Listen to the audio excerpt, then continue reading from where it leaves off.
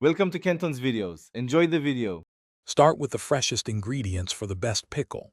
In this video, I will show how to make mixed veg pickle at home. First, gather your favorite vegetables such as carrots, cauliflower, and green beans. Wash them thoroughly and chop them into uniform, bite-sized pieces, ideally around 1 inch.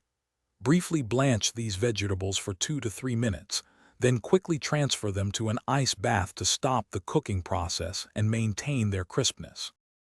The heart of any great pickle is its spice blend. Begin by dry roasting whole spices such as mustard seeds, fenugreek, and fennel until they release their aromatic oils. Once cooled, grind these spices into a coarse powder. Next, prepare your oil. Heat mustard oil until it reaches its smoking point, then turn off the heat and allow it to cool down completely. This step is crucial for flavor and preservation. Now it's time to bring everything together.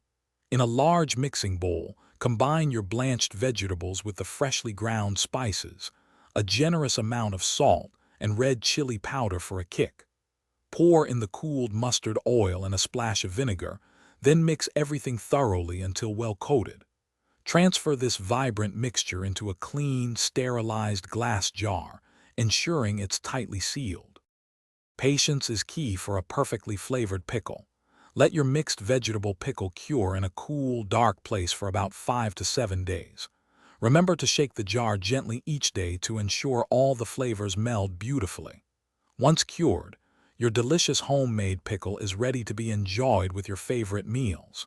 For easy meal prep and other great deals, check out the links in the description below.